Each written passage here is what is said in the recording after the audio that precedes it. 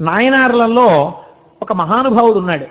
ఆయన్ని అమర్నీతి నాయనారని పిలుస్తుంటారు.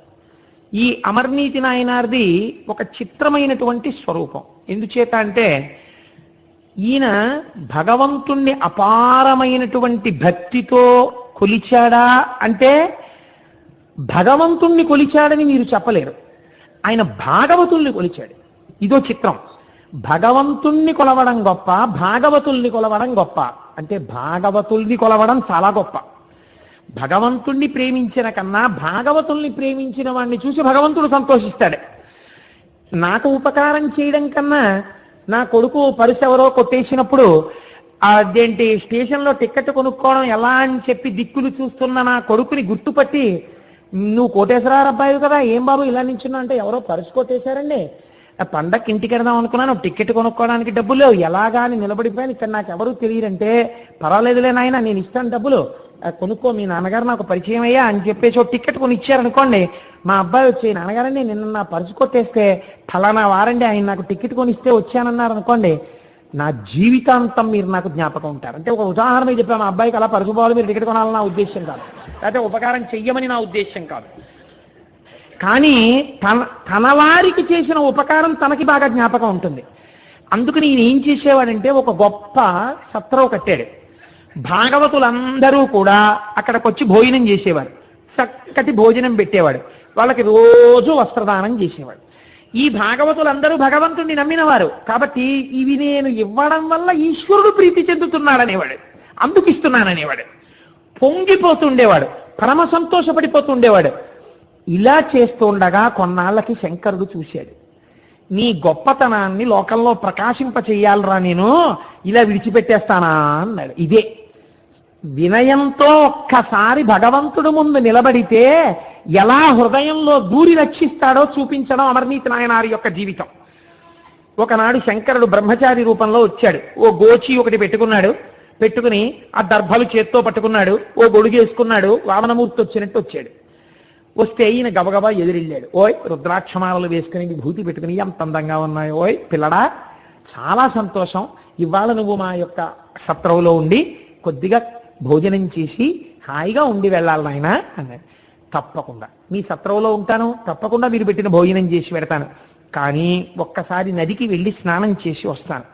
నాకు ఉన్నవే 2 గోచీలు, ఒంటి మీద ఒకటి ఉంటుంది, ఒకటి దండానికి కట్టి ఉంటుంది. ఈ దండానికి కట్టినటువంటి గోచి ఆరలేదు, వచ్చిన బాధ ఇంకా తడిగా ఉంది, నీకు ఇస్తాను, దీన్ని ఆరై. ఎలా ఆరేయాలో తెలుసా? బాగా ఎండగా ఉన్న చోట ఆరై. నేనేం చేస్తానంటే అలా వెళ్ళి స్నానం చేసి ఇలా వస్తాను, నువ్వు నాకు ఆ పొడిగోచి ఈ తడిగోచి విప్పేసి పొడిగోచి పెట్టుకుని భోజనం చేస్తానన్నాడు. ఆయన అన్నాడు, అదెంత పని, తప్పకుండా. అంటే ఆయన అన్నాడు, ఇదేదో ఒట్టి గోచి అనుకోకు, మహామహిమాన్వితమైన గోచి, కాబట్టి దీన్ని చాలా జాగ్రత్తగా ఉంచాలి సుమా. తప్పకుండానండి, అలాగే ఉంచుతానన్నాడు. ఇప్పుడు దాన్ని పాపం ఈ అమర్నీతి నాయనారు జాగ్రత్తగా పట్టుకెళ్ళి మామూలు బట్టల్లో కలిసిపోయి అందరూ ఆరేసుకున్న బట్టల్లో దీన్ని ఆరేస్తే ఎవడో పట్టుకుపోతాడేమో అని చెప్పి కాటేజెస్ లో చూడండి, గోడల మీద అందరూ బట్టలు ఆరేసుకుంటే తీసుకెళ్ళిపోవాలి కాదు, పాపం పక్క రూమ్ లో వాళ్ళు ఆ రూమ్ ఖాళీ చేసేసే ముందు చూసే గోడ మీద మన బట్టలు ఉన్నాయి పట్టుకొచ్చేయంటే పక్క వాళ్ళు ఆ తువ్వాలు కూడా మన దగ్గర పట్టుకుపోతుంటారు.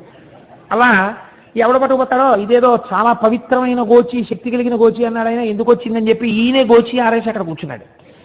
ఆరగానే మడతెట్టి దాన్ని తీసుకెళ్లి అందరికీ వితరణ చేసే వస్త్రాలతో కలిసిపోకుండా భద్రంగా వేరే ఎత్తే పెట్టి బీరువాలో పెట్టి కూర్చున్నాడు.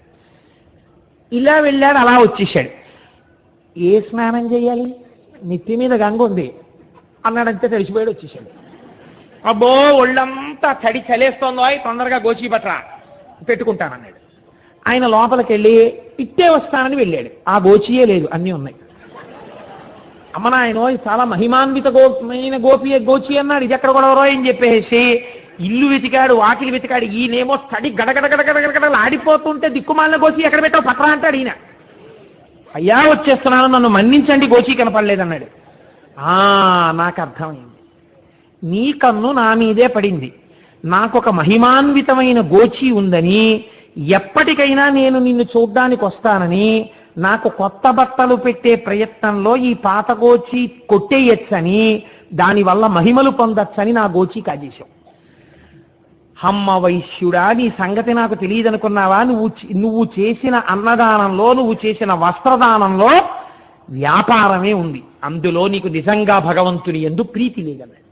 ఆయన అన్నాడు, అంత మాట అనకండి, నిజంగా నాకు అటువంటి ఏ విధమైన స్వార్థం లేదు.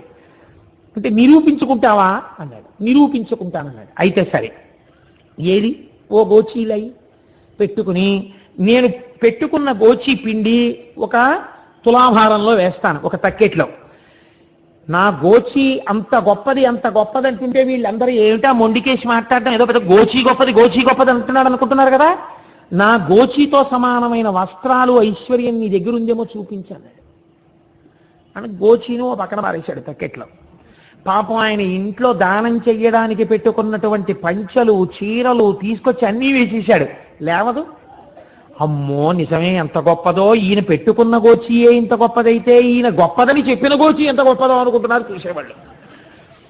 ఇంట్లో ఉన్న బంగారం తెచ్చేశాడు, వెండి తెచ్చేశాడు, స్థిరాస్తుల యొక్క పత్రాలు తెచ్చేశాడు, చరాస్తులు తెచ్చేశాడు, అన్ని తక్కెట్లో పెట్టేశాడు. ఇహ తోగలేదు.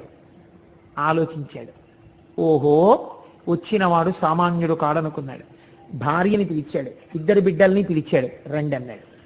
అందరూ చూస్తుండగా ఒక మాట చెప్పాడు, నేను ఎప్పుడు ఏది దానం చేసినా, నేను ఎప్పుడు ఎవరికి ఏది పెట్టినా అది పరమేశ్వర ప్రీతి కొరకు మాత్రమే పెట్టిన వాడనైతే, ఆ పుణ్యబలము చేత నా మాట సత్యమైతే ఆ గోచితో సమానంగా ఇటువైపు తక్కెడ పైకి లేచుగాక అని ఆ తక్కెట్లో 4 నించున్నారు.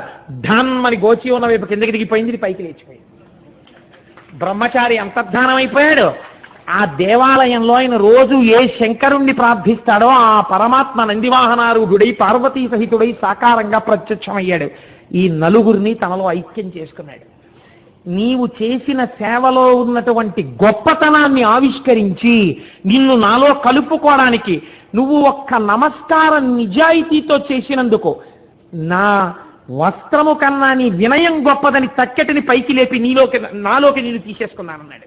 ఇప్పుడు చూడండి, ఇది శంకరాచార్యులు వారు అంటున్నారు, సువినయో యస్య స్వభావాయతే